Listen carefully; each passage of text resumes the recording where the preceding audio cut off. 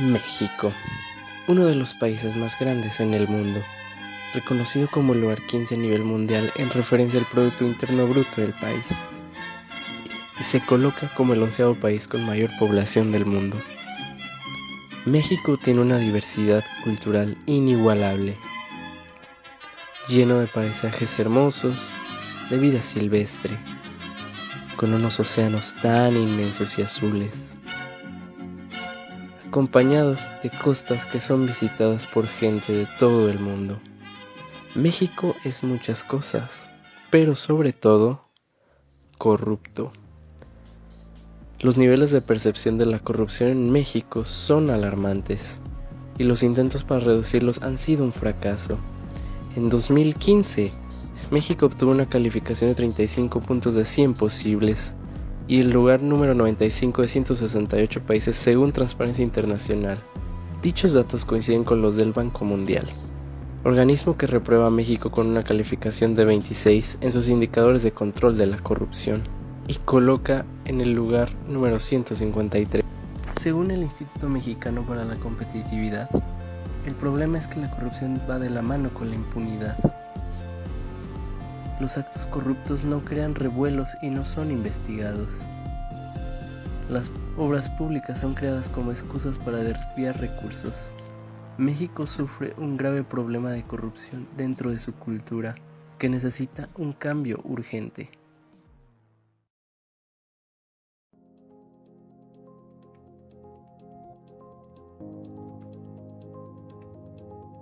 La corrupción también se presenta en el campo de la tecnología y el desarrollo de software, de diferentes maneras, consciente e inconscientemente.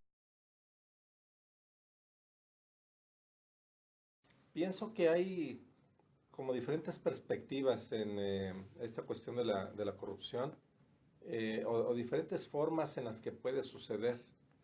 Uno, por lo que tú haces, o sea, que de una manera eh, consciente estás haciendo algo que podemos catalogar como un acto de corrupción. Otro, porque de una manera también consciente dejas de hacer algo que después provoca un acto de corrupción, o algo que tú haces que habilita la corrupción, ¿no? Entonces, no es solamente que lo hagas, sino también lo que dejas de hacer o lo que habilitas para que se haga una corrupción. Um, en lo que es corrupción, cualquier vez que estamos viendo que alguien puede tomar un beneficio sin merecerlo. Entonces, algo que definitivamente tenemos problema en corrupción es favoritismo, nepotismo, um, problemas de no dar avance a carreras de unos otros por razones personales. Más que nada, pues en el área de software tenemos problemas enormes en lo que es una cultura de misoginia, que tenemos problemas de dar soporte a mujeres en computación. Entonces eso es un parte de la corrupción que tenemos. Un ejemplo de corrupción en el ámbito del software es el caso de Andrés Sepúlveda, un hacker que participó en la manipulación de elecciones a lo largo de toda Latinoamérica, afectando a países como Nicaragua, Panamá, Honduras, El Salvador, Colombia, México, Costa Rica, Guatemala y Venezuela. El uso de la tecnología se integró de una manera no ética a las campañas políticas modernas, mediante el robo de datos, uso de ataques publicitarios y manipulación de las masas. Esto se logra gracias a la creación de cuentas falsas en redes sociales que manipulan lo que la gente ve y transforma su manera de pensar. La corrupción en el área de sistemas computacionales se presenta de las mismas maneras que en otras áreas.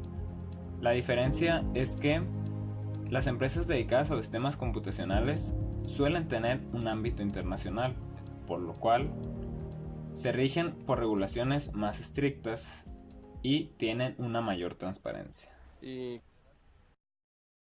consideras que, por ejemplo, en nuestro ámbito laboral hay menos corrupción que en otras áreas como política o medicina?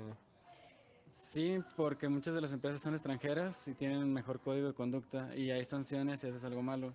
Si te llegan a ver con un acto de corrupción o conflicto de intereses, te corren y te demandan.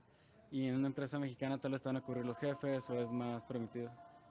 Entonces, ¿consideras que la internacionalidad de estas empresas disminuye bueno, los casos de corrupción? Sí lo disminuye porque son más estrictos y aparte como tus compañeros no rompen el código de conducta, los de otros países, tú lo imitas y intentas no romperlo. La corrupción no es un problema exclusivo de áreas como política o construcción. Está presente en todos lados y afecta a diferentes sectores de diferentes maneras. Es dañina para la sociedad y para el crecimiento. A pesar de esto, se presenta de manera muy común y no se han implementado medidas eficaces para detenerla. Para ello, es necesario actuar de manera ética y establecer consecuencias claras ante los actos de corrupción. Tal vez una parte positiva en el área de sistemas es que puede haber como transparencia en lo que se hace de varias maneras, pero finalmente como todas las partes están involucradas, o sea, la parte política está involucrada con el desarrollo de sistemas, la parte empresarial está involucrada con la parte de sistemas computacionales, el diseño de ciertas cosas, la manera de procesar datos, pues puede ser una parte de corrupción. Entonces no lo veo desligado, o sea, no lo vería separado. Entonces todo, al final de cuentas, la corrupción en diferentes áreas está ligada. Se liga, sí, eso ya es una manera de concluirlo, o sea, adecuadamente. Sí. Bien, ¿y de qué manera cree que se pueden prevenir estas conductas de corrupción? No soy experto en el tema de corrupción como tal, he escuchado varios aspectos de ese tema, pero una parte importante creo que es como que haya consecuencia de los actos de corrupción. A veces señala que ciertos países son más corruptos que otros. Digo, la corrupción existe en muchos lugares, o sea, no nada más en un país. A veces señalamos que México es un país corrupto. Hay otros países que también son corruptos, pero lo que puede haber es como una consecuencia del acto de corrupción. Entonces, eso es lo que tendríamos que mejorar. O sea, que si era el que fue corrupto, tiene una consecuencia penal, económica, administrativa de su acto. Y eso es creo que en el país es algo que nos falta. Y a lo largo de los años que lleva trabajando, ¿ha presenciado algún cambio en la mentalidad en la industria acerca de la corrupción? Déjame pensar un poquito.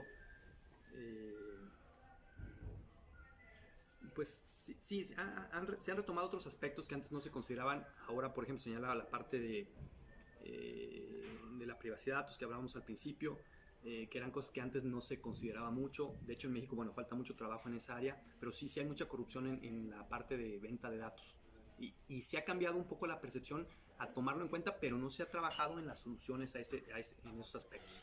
O sea, tú puedes encontrar una base de datos de lectores, por ejemplo, que la venden en lugares, pues digo, a veces lo decimos de broma, pero lo venden en el mercado, ¿sabes?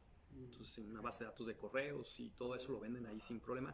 Y sí ha habido un poquito de conciencia al respecto, pero no hay consecuencia, no hay acciones como concretas, al menos de lo que yo conozco.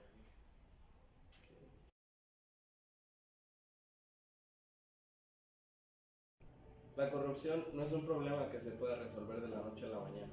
Existen muchas ideas y formas de atacarla, pero ninguna es inmediata. Para lograr disminuirla, es necesario que tomemos acción lo más pronto posible. Debemos darnos cuenta de que cometer actos de corrupción es algo que nos afecta a todos más de lo que nos ayuda. No hay que ir siempre por la gratificación instantánea y es importante pensar en los demás antes de tomar decisiones. Si no se arranca el problema de raíz, no avanzaremos como país.